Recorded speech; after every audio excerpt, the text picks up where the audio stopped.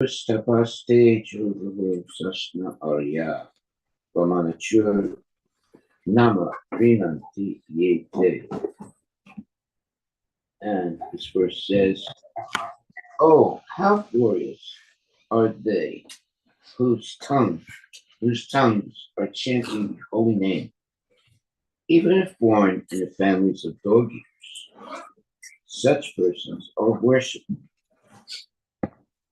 Persons who chant the holy name of your lotus, of your lordship, must have executed all kinds of austerities and fire sacrifices, and achieved all good manners of the Aryans.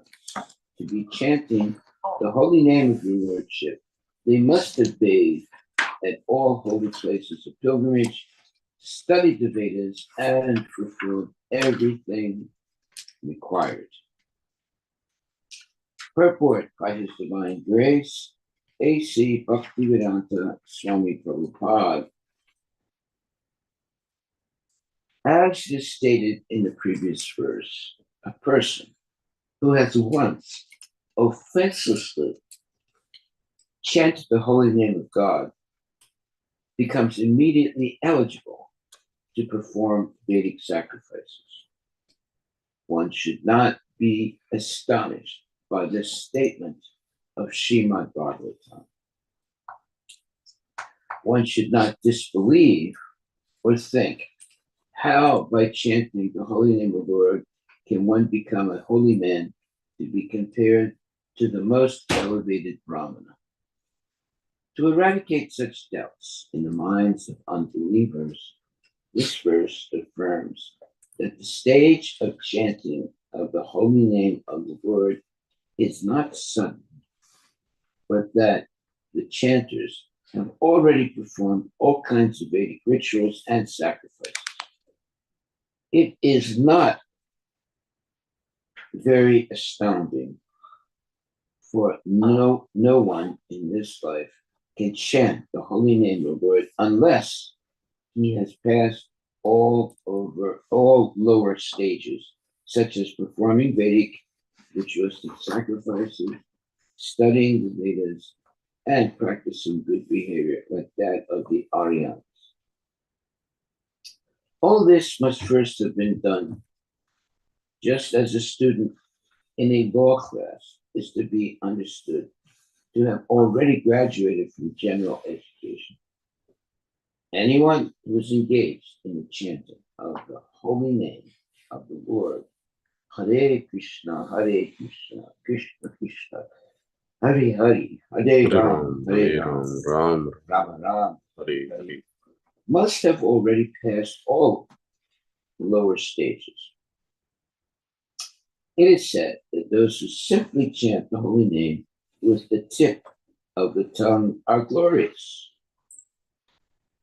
One does not even have to chant the holy name and understand the whole procedure, namely the offensive stage, offenseless stage, and pure stage, if the holy name is sounded on the tip of the tongue.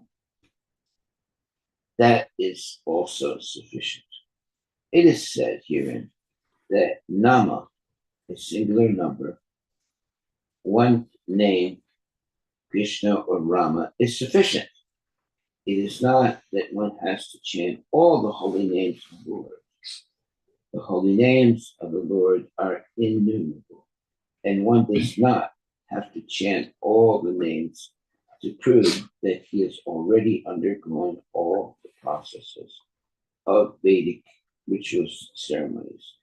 If one chants once only, it is to be understood that he has already passed all the examinations, not to speak of those who are chanting always, 24 hours a day. It is specifically said here, to Byam, unto you only. One must chant God's name, not, as the Mayavadi philosophers say, any name, such as a demigod's name or the names of the gods' energies. Only the holy name of the Supreme Lord will be effective. Anyone who compares the holy name of the Supreme Lord to the names of the demigods is called Pasandi, or an offender. The holy name has to be chanted to please the Supreme Lord and not for any sense gratification or professional purpose. If this pure mentality is there, then even though a person is born of a low family, such as a dog eater's, he is so glorious that not only has he purified himself, but he is quite competent to deliver others. He is competent to speak on the importance of the transcendental name, just as Thakura Haridasa did. He was apparently born in a family of Mohammedans, but because he was chanting the holy name of the Supreme Lord offenselessly, Lord Chaitanya empowered him to become the authority or acharya of spreading the name. It did not matter that he was born in a family which was not following the Vedic rules and regulations. Chaitanya Mahaprabhu and Advaita Prabhu accepted him as an authority because he was offenselessly chanting the name of the Lord. Authorities like Advaita Prabhu and Lord Chaitanya immediately accepted that he had already performed all kinds of austerities, studied the Vedas, and performed all sacrifices. That is automatically understood. There is a hereditary class of Brahmanas called the Smarta Brahmanas, however, who are of the opinion that even if such persons who are chanting the holy name of the Lord are accepted as purified, they still have to perform the Vedic rites or await their next birth in a family of Brahmanas so that they can perform the Vedic rituals. But actually, that is not the case. Such a man does not need to wait for the next birth to become purified. He is at once purified. That it is the so-called Brahmanas who actually have to undergo different kinds of austerities before reaching that point of purification.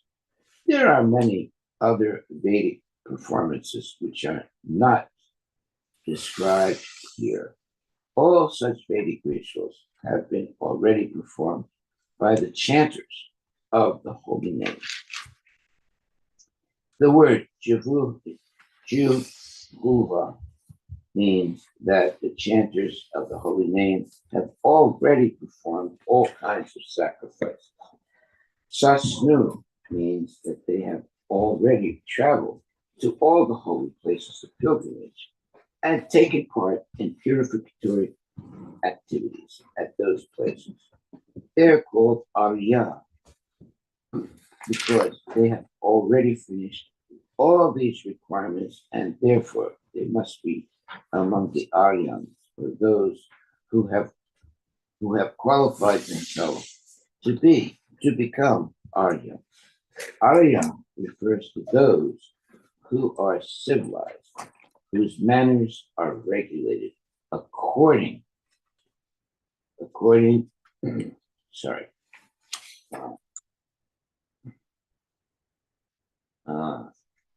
Sorry, one second. Aryan refers to those who are civilized, whose manners are regulated according to the Vedic rituals.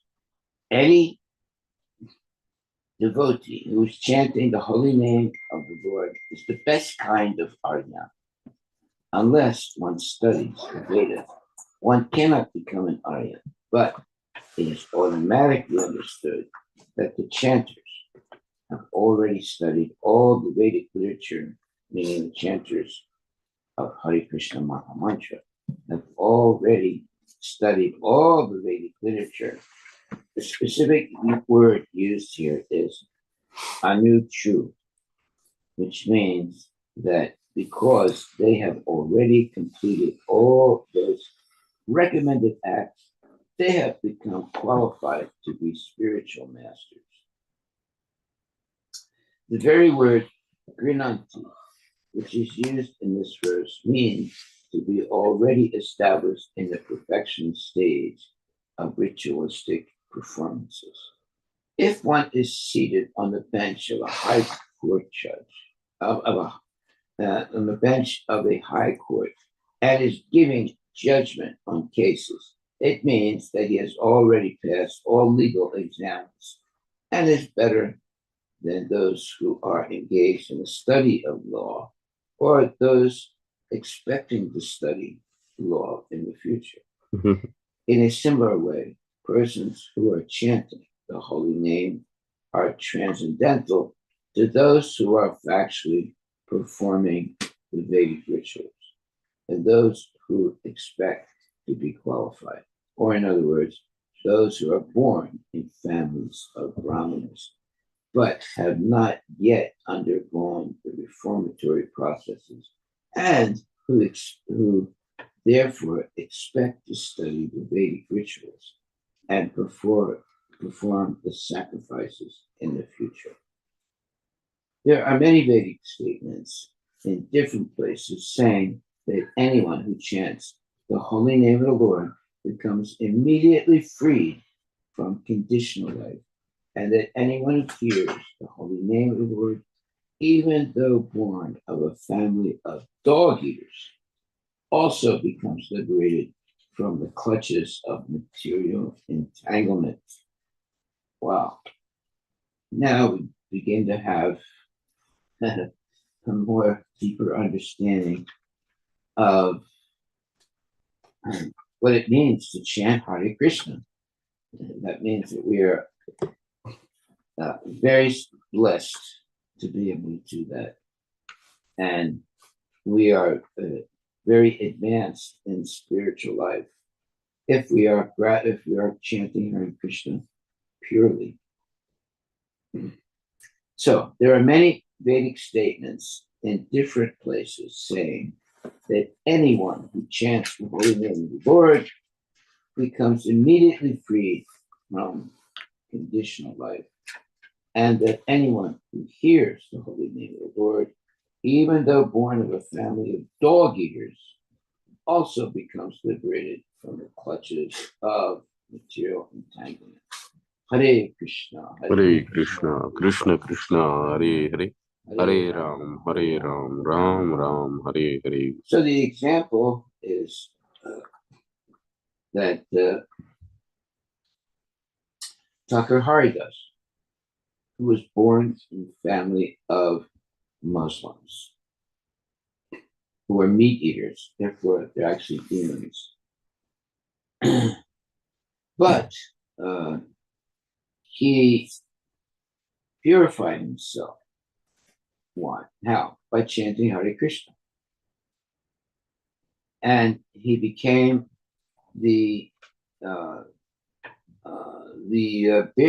let's say you would call him the bearer of the offenseless chanting of the name of the Lord. Therefore, it says here, Chaitanya Mahaprabhu and Advaita Prabhu accepted him, meaning Haridas Thakur, as an authority because he was offensively chanting the name of the Lord. Authorities like Advaita Prabhu and Lord Chaitanya accepted that he had already performed all kinds of austerities, studied the Vedas, and performed all sacrifices. That is automatically understood. Okay, so we are very blessed to have come into contact with Srila Prabhupada, who has given us a chance to chant the Hare Krishna Mahamantra. And if we offenselessly chant the name of the Lord, then we are bona fide Vaishnavas who can perform Vedic sacrifices and who are capable of also liberating other persons from the cycle of birth and death. So it says here, authorities like Advaita Prabhu and Lord Chaitanya immediately accepted that he, meaning Haridas Thakur, had already performed all kinds of austerities, studied the Vedas, and performed all sacrifices. That is automatically understood. Okay.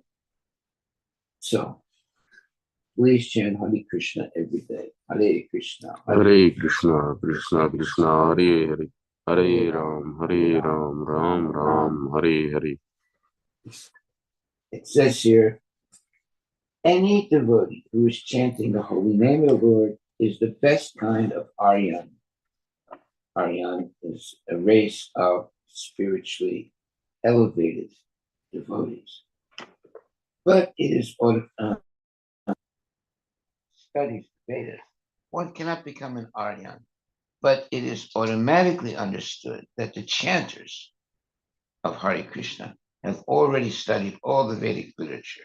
The specific word used here is anuchu, which means that because they have already completed all these recommended acts, they have become qualified to be spiritual masters. Wow. The very word grenanti, which is used in this verse, means to be already established in the perfectional stage of ritualistic performances. If one is seated on the bench of a high court and is giving judgment on cases, it means that he has already passed all legal exams and is better than those who are engaged in the study of law or those expecting to study law in the future. In a similar way, persons who are chanting the holy name are transcendental to those who are factually,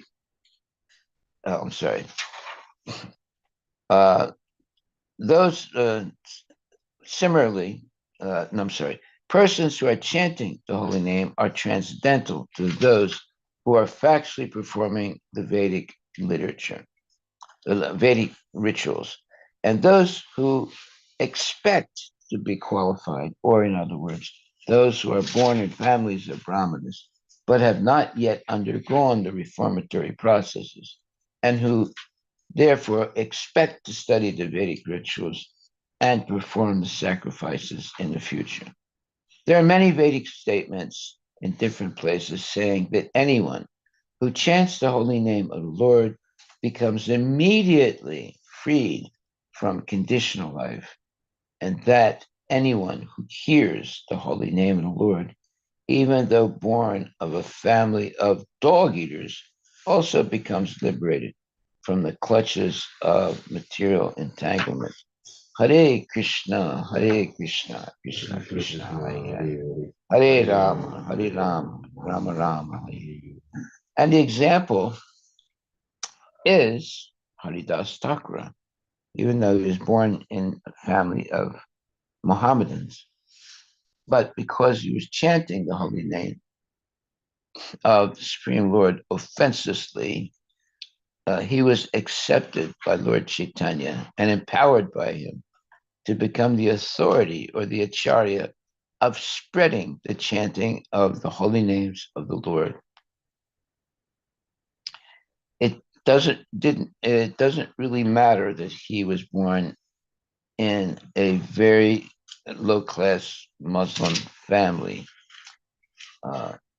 He was accepted as an authority because he was offensively chanting the name of the Lord.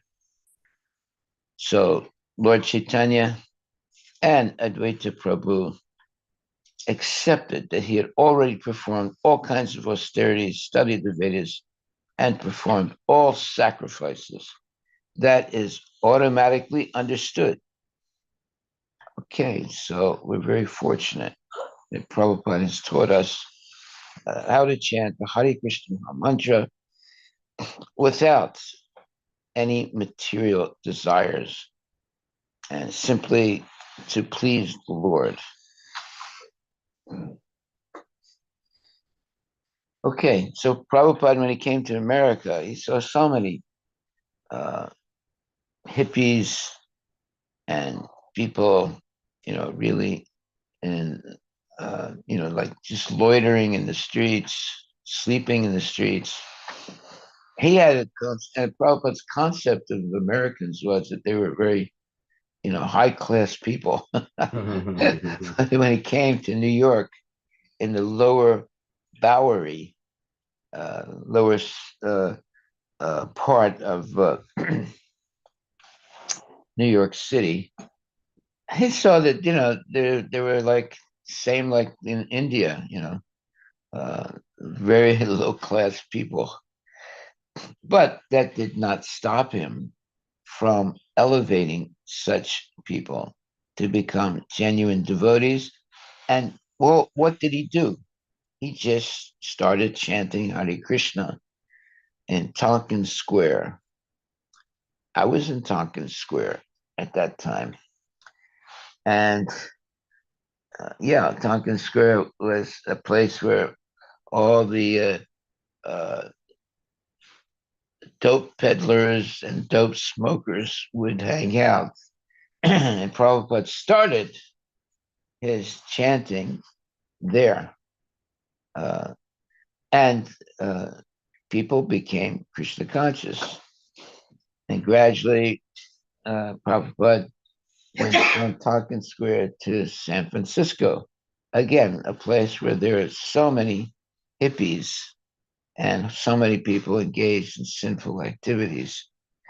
And again, he was just chanting Hare Krishna. So he spread the movement from one part of the United States to the opposite part simply by chanting and inspiring people to engage in Krishna conscious activities. Okay, so in this it says, persons who are chanting the holy name are transcendental to those who are factually performing the Vedic rituals, and those who expect to be qualified, or in other words, those who are born in families of brahmanas, but have not yet undergone the reformatory processes, and who therefore expect to study the Vedic rituals and perform the sacrifices in the future. Well, yeah, you don't have to wait to do all those things. You just start chanting Hare Krishna, because the chanting of the holy name, or the persons who are chanting the holy name are transcendental to those who are factually performing the Vedic rituals and those who expect to be qualified. Or, in other words, those who are born in families of brahmanas but have not yet undergone the reformatory processes and who therefore expect to study the Vedic rituals and perform the sacrifices in the future. Well, don't waste your time. Just take up chanting the Hare Krishna Maha Mantra. Then you have passed all legal exams and your position is better than those who are engaged in the study of the law, or those expecting to study law in the future. There are many Vedic statements in different places saying that anyone who chants the holy name of the Lord becomes immediately freed from conditional life, and that anyone who hears the holy name of the Lord, even though born of a family of dog eaters, also becomes liberated from the clutches of material entanglement. Wow, that's an amazing statement. So whether you chant Hare Krishna or you hear someone chanting Hare Krishna, you become very advanced spiritually. Okay, so text number 8. Maharaj, Yeah. can you help us understand what does chanting Hare Krishna offenseless mean? Well, I mean, the point is that you should have no material purpose to attain by chanting Hare Krishna. If you think, well, if I chant Hare Krishna, then I can whitewash the sins that I perform. So people like that, they continually engage in sinful activities, and they continually chant to whitewash those activities. But you cannot do that. You cannot purify sinful acts that you do on a regular basis by chanting Hare Krishna. You have to stop those type of activities to be purified. But some people think, well, I did this, like there was this one Muslim guy, he kidnapped a woman and then defiled her. And then right after that, he started to pray to Allah. So that type of behavior is completely abominable. And you don't get purified by purposely violating other people and then thinking you can whitewash your sinful activity by chanting or doing some type of spiritual activity. Uh, that type of mentality is demoniac, right? And Krishna doesn't accept such people. Just like Jagai and Madai, they were very, very sinful. They committed all kinds of sins. But when they encountered Lord Chaitanya was going to kill them, and then they were then he was begged by the devotees, please don't kill these people. And then Lord Chaitanya said, okay, but they have to promise never to commit sinful activities again. Okay. So even if you're the worst sinner, if you give up sinful activities and you promise to give them up, then and now engage in Krishna consciousness, you can be released from all those sins that you committed. Like for example, there was one devotee who murdered someone, and he was put into jail, and he was always chanting. Right? So, in spite of the fact that he was a murderer, while he was in jail, he was always chanting Hare Krishna. So he was accepted to be a genuine devotee. Of course, the the jailers didn't let him out, right? But devotees would bring him prasadam and send books, Krishna books, and he was preaching in the jail, and he inspired other people in jail to chant Hare Krishna and so forth. But he was not let out of jail because he had committed very heinous crimes. But he had rehabilitated himself by taking up the chanting of Hare Krishna. So there was also an example of a woman who had murdered some people, and she was in jail. And in jail, she took up chanting Hare Krishna. She was a Christian. I'm sorry. But in jail, she was able to convert many people in the jail to become Christians. So a group of Christian priests tried to get her to be freed from jail because she had become a great preacher of Christianity, right? But they refused. The authorities refused because, okay, now she was, converting people in jail to become Christians, and she herself had become, a serious Christian. But that did not eliminate the fact that she was a murderer. She had murdered a whole family and tortured them before they were murdered by her. So the authorities refused to let her out, and she was, I think, also to be hanged. Right.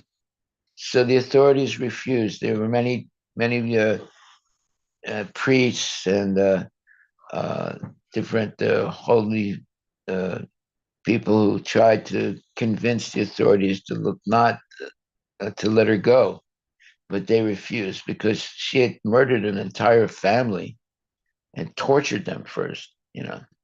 So and the authorities said, look, we're not letting her out, but when if she's dead, uh, if we hope she can go to heaven, you know, and get salvation, but not now. We're not letting this lady out because she did such heinous crimes that there was no way that they were going to let her out, even though so many priests and you know uh, Christian preachers and so forth were militating that she should be let out of jail. So uh, we have to understand uh, that uh, uh, hard to, one goes to jail for committing heinous crimes and such as murder, and they're not going to be left out. They're left to come back into normal society. But if they become devotees in jail, well, all the better. And they can be pardoned by God, but not by the mundane, let's say, jailers, because the crimes are so heinous, horrible that they committed, that they have to be uh, eventually put in the electric chair or some way hanged or something like that. If not, then after they die, their suffering will be much more terrible. But if they repent and you know take up spiritual life in jail, well, that's good. But because of committing murder or murdering, a whole family, they're not going to let that person out. No matter how many people he converts into Christianity or whatever. So there are devotees today that are in jail who committed murder, and in jail they became devotees, right? And but they're not being let out of jail, and devotees are not militating or trying to get those people out of jail. But yet the devotees send books to them, the devotees visit them, the devotees bring them prasadam and so forth. Okay, so here it says, there are many Vedic statements in different places saying that anyone who chants the holy name of the Lord becomes immediately freed from conditional life, and that anyone who hears the holy name of the Lord, even though born of a family of dog eaters, also becomes liberated from the clutches of material entanglement. Well, those are very, let's say, important statements. Now we see the glory of the holy name, how powerful it is. And therefore, this should reaffirm any doubt we may have about chanting Hare Krishna. Hare Krishna is the Yuga Dharma, the recommended way to attain liberation in the age of Kali Yuga. Therefore, it doesn't matter in what family we were born in, it doesn't matter how sinful we may have been, uh, but if we chant Hare Krishna, we become qualified as a devotee, even though we might be in jail, even though we might have committed sinful activities, very sinful activities, but still one is recognized as a devotee because they're chanting the holy name and following the regulative principles. There's a whole bunch of people that are in jail that have become converted to Krishna consciousness, and they receive books they chant, and they help other people in jail to become devotees. Yeah, I went once to a jail. It was hard to get in there. There's so many different doors you have to go through. So it's hard to get in. Imagine how hard it is to get out, right? And yeah, there were about 6 people that came to this room. There's a special room they have for visitors, and I brought some prasadam with me, and we chanted Hare Krishna. There were like 6 guys that came, uh, and when I uh, showed them the prasadam, they were like stunned. Uh, and one of them said, "Is that prasadam?" I said, "Yes." And then they were very quiet. And then one of them said, "That's prasadam." And then they all just bowed down to the prasadam.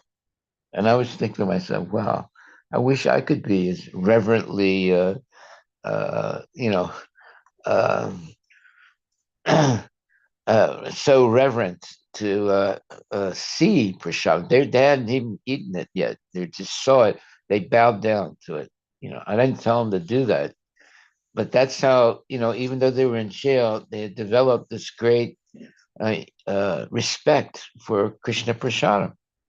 And then they were able to take prasadam, and they thanked me like, 100 times for coming into the jail and giving them prasadam. Okay, so uh, are there any questions? Anybody have a question? Yes. Oh, hi, Maharaj. So I heard somewhere that like when you're chanting or like just like saying a shloka or something, if you're not like pronouncing it like exactly how it's supposed to be pronounced, then like you don't get the benefit. That's I was not wondering true. like if that's true, or is it like based on your intention? That's not true. No. Even if you mispronounce the holy name, you still get the benefit. Yeah. Or if you uh, say 2 syllables, even syllables that are not together, but 2 syllables that equals the holy name, you get the benefit, even if you say it by accident. You know. So, therefore, yeah, the holy name is absolute. So that's why, when you see people, instead of saying hello, you should say Hare Krishna. When they call you on the phone, you should say Hare Krishna. When you are walking down the street and you see a friend and they say, "Oh, hello," and you say Hare Krishna. You see, so simply by hearing the name, that's what he says here, that simply by hearing a name, you become purified. And if you chant, it's even better. Yeah. So where does it say that? There are many. Yeah, there are many Vedic statements in different places saying that anyone who chants the holy name of the Lord becomes immediately freed from conditional life, and that anyone who hears the holy name of the Lord, even though born of a family of dog eaters, also becomes liberated from the clutches of material entanglement. That's why Haridas Thakur was always chanting Hare Krishna, not only for his own benefit, but for the benefit of other people. Just like this one prostitute was engaged by a man that was envious of Haridas Thakur to make Haridas Thakur fall down. So she was a very beautiful young girl. So sometime at night, she came to see Haridas Thakur. And she, of course, was trying to entice him to fall down. And Haridas said, "Well, I will definitely do whatever you ask me to do. But first, I have to finish my rounds." So she said, well, how long is that going to be? He said, well, it won't be that long. You just sit here and I'll finish my rounds. So he kept chanting and chanting. Of course, he didn't stop his rounds because he chanted 23 and a half hours a day. So obviously, she fell asleep. And when she woke up, it was morning already the next day. So then she went home, but she said to Haridas, I'm coming back again, today. So again, she came back. Again, he was chanting. He said, oh, please sit down. I haven't finished my rounds yet. And then again, all night long, he was chanting and she fell asleep. And again, in the morning, he apologized to her. So, oh, I'm so sorry, oh, why don't you come back again tomorrow, or why don't you come back again today. So, uh, two times that happened. On the third time, she surrendered to Haridas Thakur and took up Krishna consciousness so sincerely that she, Haridas Thakur gave her his beads and the place where he was chanting Hare Krishna, told her to stay there, shave her head of all her hair, give away all the money she made by being a prostitute, and take up chanting Hare Krishna. And she followed him, and she became a saintly lady. And many people would come to her and give her food or prasadam and visit her because they knew who she was before. And now she had become a genuine devotee and was chanting like Haridas Thakur almost 24 hours a day. So even the worst person can become the best person uh, by chanting Hare Krishna Maha Mantra. And uh, they are not, stigmatized by the fact that they were sinful before if they continue chanting. Therefore, it says here, uh,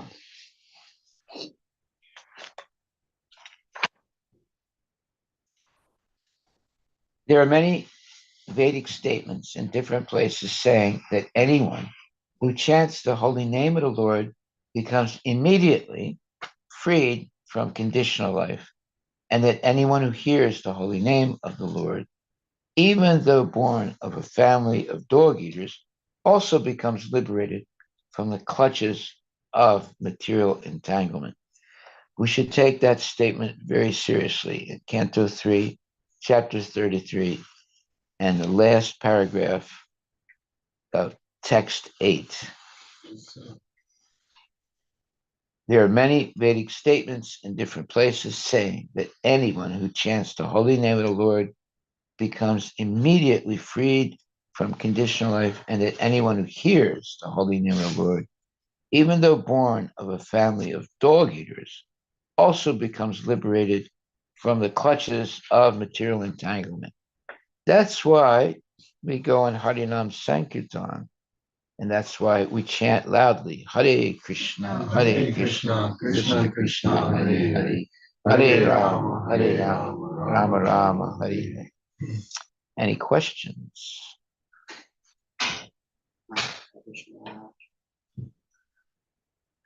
Okay. Yes. Anybody?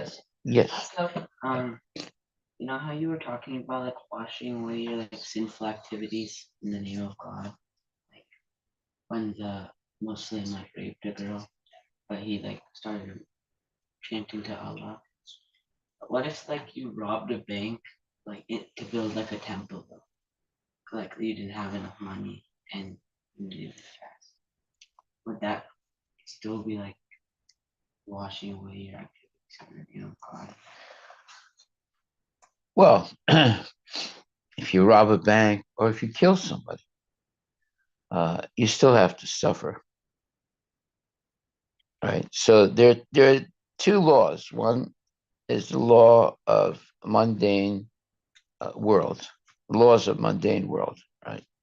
So just because you start chanting Hare Krishna in jail, they're not going to let you out, especially if you kill someone or if you commit, some kind of horrible crime. But you can become a pure devotee in jail, right? And you can help other people in jail become devotees. Right? That doesn't mean they're going to let you out, especially if you murder someone. But you have the benefit of becoming a devotee. And but look, we should understand we're in the material world. We have a material body. That means we're in jail already, right? Because this body is like a jail, right? And the material world is like a jail. So whether you're in a jail, with iron bars and things like that, or you're walking around, downtown Seattle, we're still in jail because we're subject to birth, death, old age, and disease. So therefore, this Hare Krishna mantra is especially meant for people in this age of Kali Yuga, because almost everyone, or practically everyone, is a sinner, and the chance to purify all those sinful activities is given by chanting Hare Krishna Mahamantra. So when you do begin to chant Hare Krishna Mahamantra, you become free of all your previous karma. But if you continue to sin after chanting Hare Krishna, then all that karma comes back. So you have to give up completely all sinful activities. So even though you purify yourself by chanting Hare Krishna, if you commit sins again, all those sins come back to you, right? So in other words, all your sinful activities are put on hold when you begin to chant Hare Krishna. And if you continually keep chanting Hare Krishna, then they're annihilated or they're purified. But if you chant for some time and then you stop and start committing nonsense activities, then they all come back again. So you have to be very careful. And that's why when Jagai Madai, when they injured Lord Chaitanya's devotees, and Lord Chaitanya came and he was going to kill them, they were then Nityananda begged Lord Chaitanya, and he said, "Please, my Lord, you have appeared in this age to liberate people, not to kill them, right? So please forgive these sinners." And Lord Chaitanya said, "Okay, I will, but on the condition that they never sin again." So we might be the worst person in the world, but if we take up chanting Hare Krishna and promise and actually do not engage in sinful activity anymore, then we can be whitewashed of all the sins that we've committed. But if you again begin to sin, then they all come back again. Okay? So you have to be very careful of when you surrender to Krishna and you begin chanting Hare Krishna, that you will not have not be like stop and go in your life, taking up Krishna, chanting Hare Krishna, then giving it up, and then coming back and chanting, then giving it up, and so forth. You have to actually give up all sinful activities and continually chant the Hare Krishna Maha Mantra. Then you become completely purified. Yes. Maharaj, then in this instance, let's say if you robbed a bank to build a temple, Yeah. But robbing a bank is still sinful. So that is a sin, both in from the material world standpoint and also from the spiritual uh, angle. But if you accept that sin and surrender yourself to Krishna and start chanting and don't commit any sinful activities in the future, Krishna will accept you, but the material world will still not give you a pass. Because you've already committed a crime, you have to bear the consequences. But if you take up sincerely and commit to not doing any sins in the future, Krishna and the devotees will What? Krishna and the devotees will forgive you. Well, the devotees will help you become a devotee, but it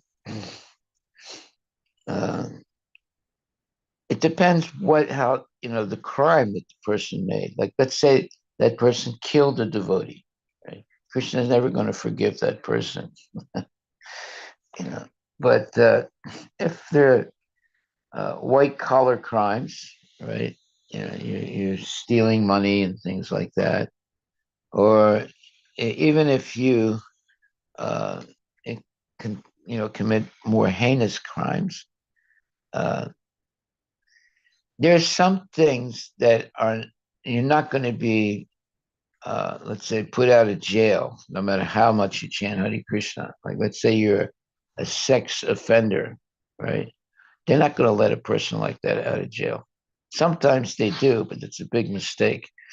But no, so persons like that have to go to jail, and actually, it should be capital punishment for them. I mean, what's the use of feeding that person the rest of his life in jail, where he has a gym, he can work out, he has so many facilities in jail. There are people that they go to jail, and when they're left out, they purposely commit a crime so they go back to jail, because in jail they get 3 meals a day. They have a place to stay. They have a gym where they can work out, and so many, amenities in the jail. In the United States, any jail is horrible, but in the United States, they actually take good care of people in jail, right? So some people, even though after they're left out, they purposely commit a crime so they go back into jail, because they got used to living there, and they don't want to deal with the finding a job and working. Shelter. Huh? Shelter. Yeah, food, Clothes. showers. They have a gym also in jail. Some jails. So yeah, some people get used to being in jail, and when they're left out, they purposely commit a crime so they can go back. Recidivists. Yeah, recidivists. Yes. Okay, so any other questions, comments? I asked the same question to ChatGPT, basically. Okay. It said the same thing, but with some reference points also. It said, if someone robs a bank and then uses the stolen money to build a temple, the act remains sinful and the person will still face karmic reactions. In Bhagavad Gita, as it is 16.7 to 12, Sri Krishna explains that those who act dishonestly, driven by greed and lust, accumulate sinful reactions. Key principles from Shastra. Number 1, purity of means and ends. In devotional service, both the means and end must be pure. Money acquired through sinful activities, adharma, cannot be purified just by using it for religious purposes. Lord Sri Krishna says in Bhagavad Gita 9.27, whatever you do, whatever you eat, whatever you offer or give away, and whatever austerities you perform, do that as an offering to me. This means that the offerings should be made with honesty and devotion, not through sinful means. Karma and sinful reactions. The act of robbery itself is a violation of dharma. Paradhara abhignam, paradravya apahara. Taking others' property is sinful. Even if the money is used for a temple, the robber still accumulates bad karma and will face reactions. Building a temple with stolen wealth. Srimad Bhagavatam 1.5.22 states, an act of devotion performed improperly with selfish motives does not bear full spiritual results. A temple built on stolen money may appear religious, but its foundation is impure.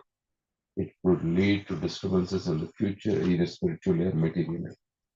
Practical example. A famous example is that of King Nirega, who donated wealth for religious purposes but unknowingly took a cow from a Brahmana. Due to this sin, he had to suffer as a lizard before being liberated by Krishna in Srimad Bhagavatam 10.6.4. The proper approach, instead of using stolen wealth, one should earn honestly and then contribute to devotion. Well, that was an unwittingly Yeah. committed sin. Yeah. He didn't purposely do it. Yeah, imagine if you do it with intention, It's even worse. it's even worse. Yeah. All right. So, what is our takeaway today? Takeaway today is there are many Vedic statements in different places saying that anyone who chants the holy name of the Lord becomes immediately freed from conditional love. And that anyone who hears the holy name of the Lord, even though born of a family of dog eaters, also becomes liberated from the clutches of material entanglement. Therefore, we should always chant loud enough that we can hear, and someone not too far away from us can also hear. That's the proper way to chant. Silent chanting is not recommended at all, because you can't hear it and then someone else cannot hear. Therefore, you should chant loud enough that you can hear, and if someone's not too far away, can also hear you chanting.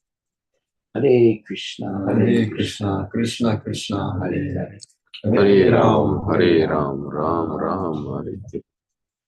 This is the glory of the holy name, that it can purify anyone just by taking out the chanting of the Hare Krishna Maha mantra. But someone who says, well, I'll commit a sin and then I'll chant Hare Krishna, that is not accepted, especially if you do it purposely, right? There's this one Muslim guy, he kidnapped a woman and then he defiled her. And right after that, he began to engage in some, spiritual activities as a Muslim. Right?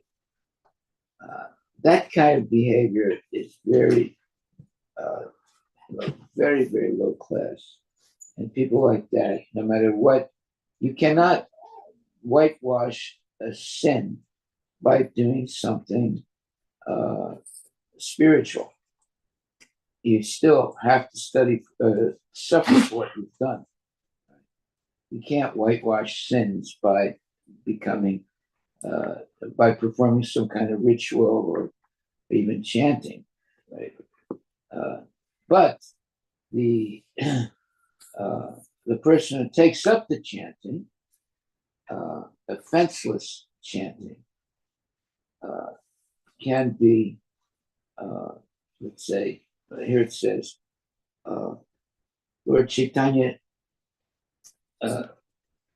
So Haridas Thakur was empowered by Lord Chaitanya to become the authority or acharya of spreading the name. It did not matter that he was born in a family which was not following Vedic rules and regulations. Chaitanya Mahaprabhu and Advaitacharya accepted him as an authority because he was offensively chanting the name of the Lord. Authorities like Advaitacharya and Lord Chaitanya immediately accepted that he had already performed all kinds of austerities, studied the Vedas, and performed all sacrifices. That is automatically understood. Okay, so We are very fortunate if we take up chanting Hare Krishna.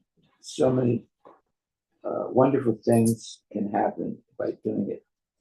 So we should understand that is the Yuga Dharma, the recommended way in this age to attain liberation from the cycle of birth and death. And it's not easy, it's not difficult. Chanting Hare Krishna is not difficult. Taking prasadam is not difficult. Going on Harinam Sankirtan is not difficult, right? So all the activities of the devotee in Krishna consciousness in this age, all those activities are fun and easy to perform.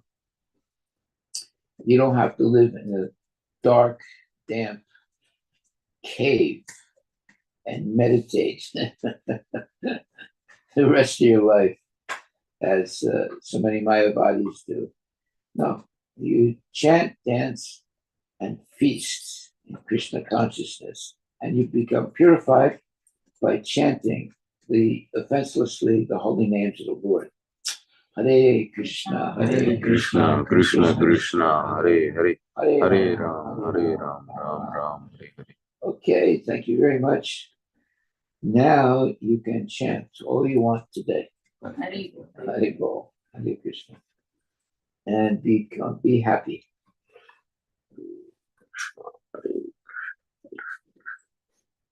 Any questions online?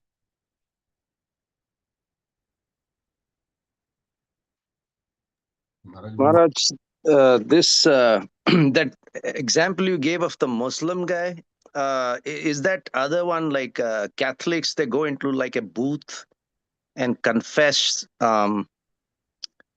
something to the priest, I think. Confess their sin. Yeah.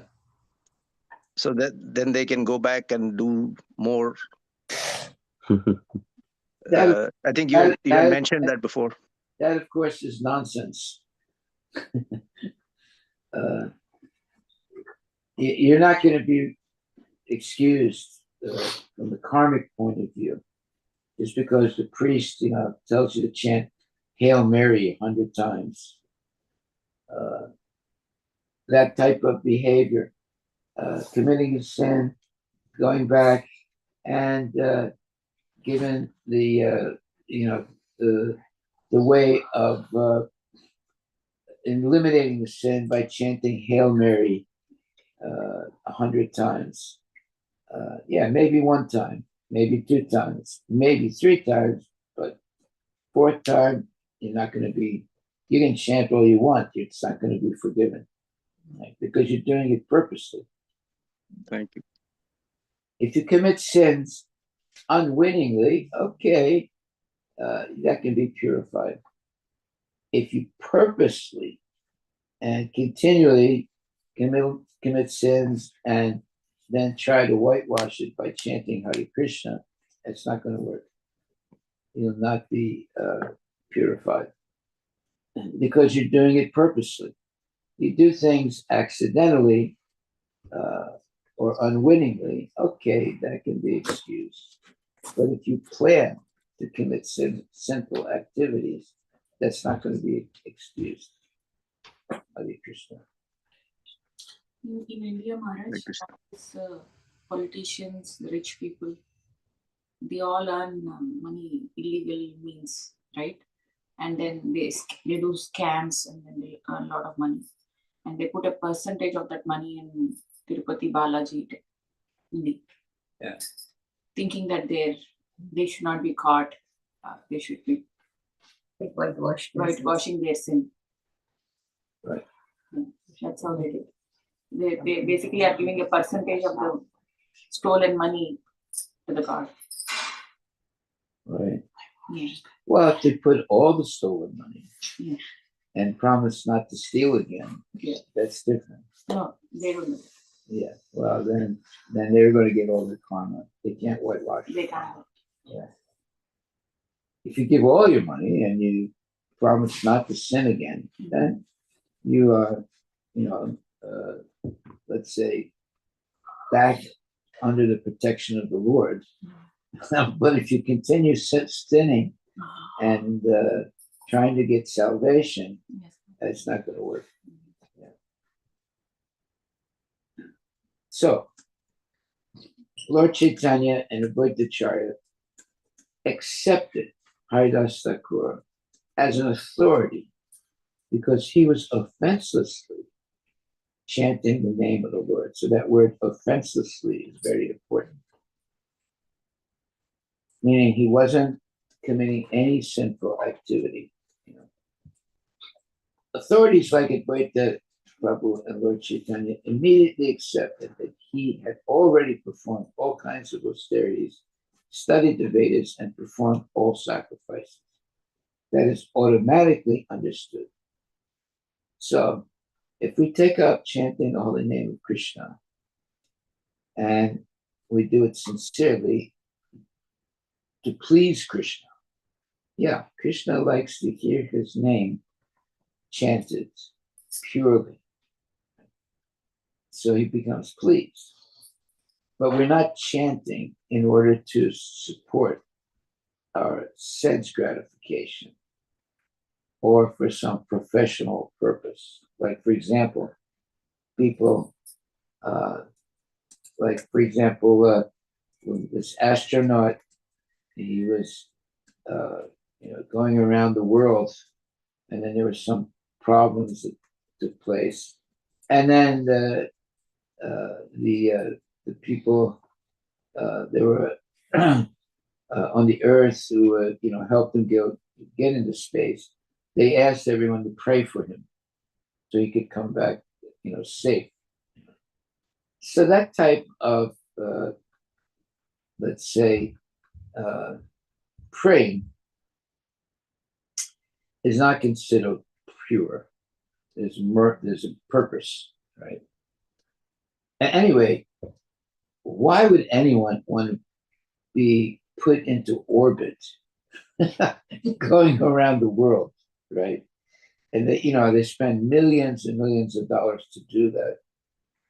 And then there's a problem, and now they want everyone to pray for him to come back safe, right? He shouldn't have done it in the first place, right? Yeah.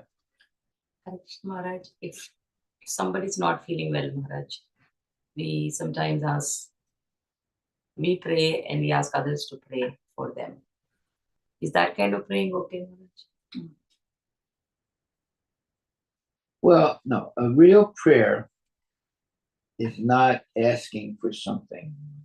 It's simply glorifying the Lord. That's a real prayer. When you glorify the transcendental qualities of the Lord. Now, you should understand that Krishna knows even better than you what the person who's sick or in trouble needs. So you don't have to specifically pray for that person, and you can just pray purely and glorify the Lord. It's like when you chant Hare Krishna, you're glorifying the Lord, right? So everything becomes purified by pure chanting of the holy name. So you don't have to specifically ask for, say, well, Krishna, I'm going to chant, 10 rounds today, specifically so you can heal my friend's sickness. That's a material bargaining with the Lord. That's not really pure. Because we say, I'll keep you in my prayers. So that we should not do that then, Maharaj.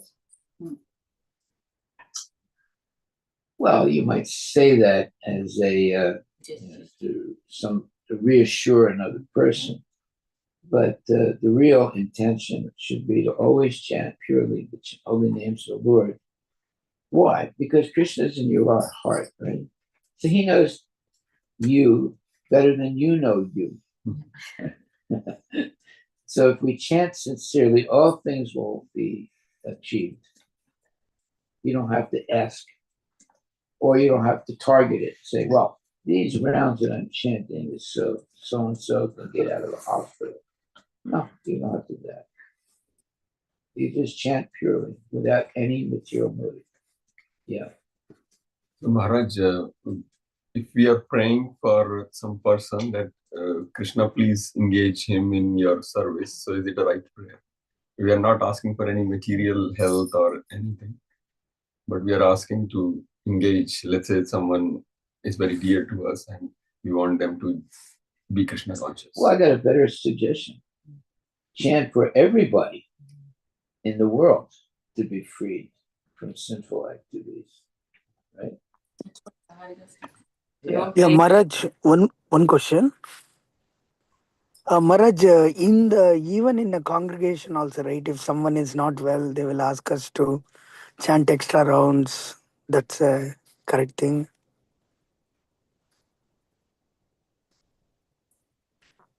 Well,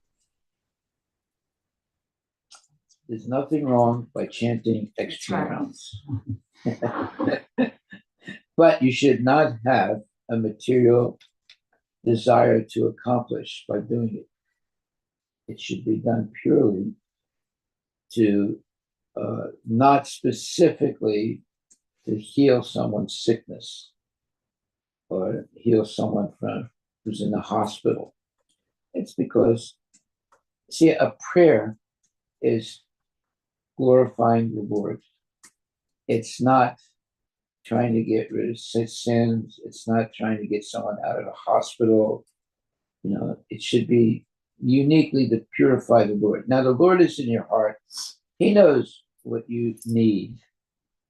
So you don't even have to ask. You just chant purely, right? Without any material motive. Then that's a prayer. But if you pray with a material motive to heal someone from a sickness or this or that, then that is not pure chanting. Mm-hmm. Now, whenever Prabhupada would get sick, the devotees, the leaders would say, well, we have to pray for Prabhupada. Mm-hmm. Well, a genuine devotee will always be praying for the welfare of the spiritual master. Right? So, if you say, well, we have to pray for Prabhupada, that means that you haven't been praying for Prabhupada. Right? So we should be always praying for the welfare of everyone. The ultimate welfare is for them to connect to Krishna and go back to God. Yeah, definitely. That is the welfare we have to be always keeping in mind for everyone. Universal welfare. But you can't ask for, hey, I want my husband or my child to have the service of Krishna connected. You cannot pray for that. Well, that's a selfish thing. Yes. Yeah. That means you're attached to your family. Maharaj, how about the spiritual master, Maharaj? Because the spiritual master is different. Spiritual master? Master, yeah. We should always be praying for the welfare. Yeah. You see, look at it like this. If you're always chanting Hare Krishna, you don't have to be asked to chant for the spiritual master who's sick, or for this or for that. Every day you're chanting the mantra 16 good rounds a day, even more. So on those type of days where, let's say, there's some problem, you can chant more. Okay. But if you specifically say, well, I'm chanting more for this specific purpose, that means you're chanting with a desire to have something. You don't want to do that. But you can decide, well, today I'm going to chant more. Okay, fine. Krishna knows what's in your heart. Krishna knows what you need. And he also knows what you don't need. So if we decide to chant more one day, that's fine. There's nothing wrong with that. But never stop chanting. So we shouldn't chant for a material purpose. That's the whole point. We should chant only for, if you want to have a purpose, for the welfare of everyone. Right?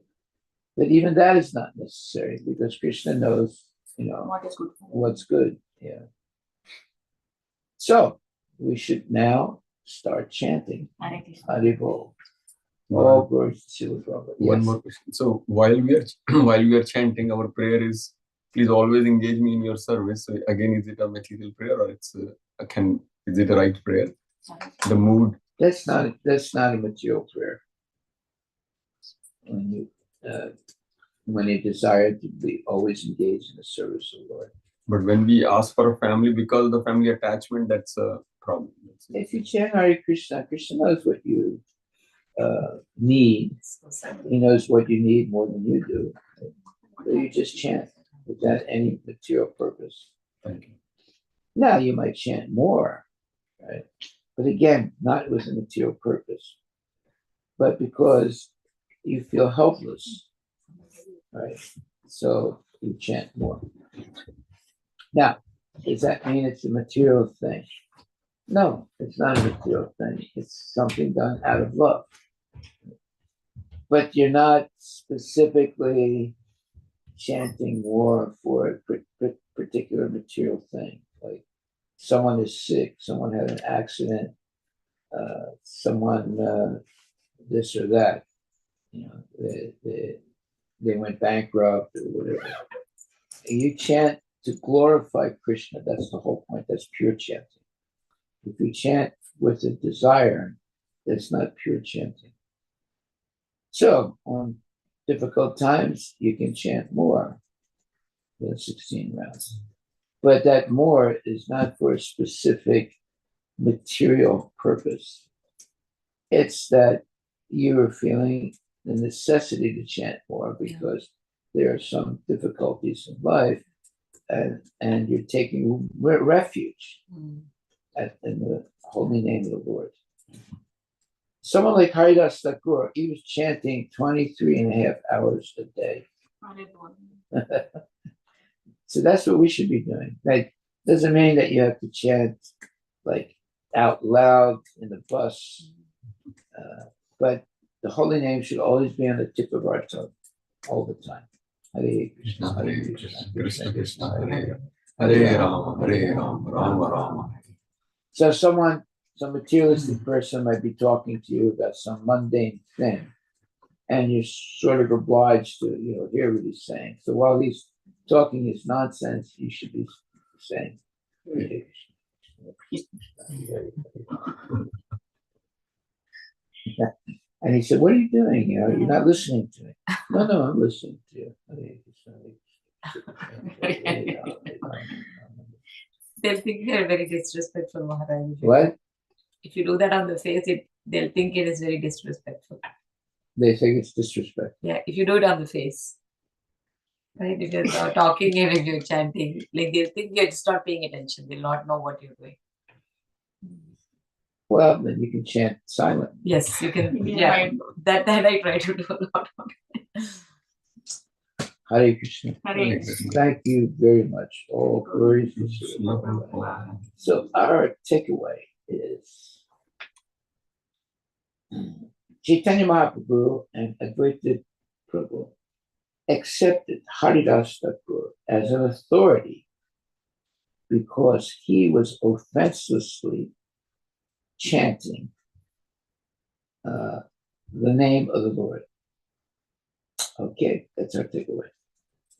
Haridas Thakur was born a Muslim, and ostensibly he was an outcast, right? And accepting the fact that mundane brahmanas and so-called people that are Krishna conscious, but they would look down on him. So he would purposely not stay in the direct association with the other devotees. But Lord Chaitanya, understanding the purity of Haridas Thakur, he would take prasadam to him and sit down with him and associate with him. And Haridas Thakur would purposely not go into the assembly of all the devotees so that there would not be any controversy. But the Lord would come and sit with him and give him prasadam. Every day. Yeah. Harivilas. All glory to Srila Prabhupada. Thank you very much. Okay, so offenseless chanting, that should be our theme today. That means you're not asking anything. Chanting the holy name to glorify Haribo.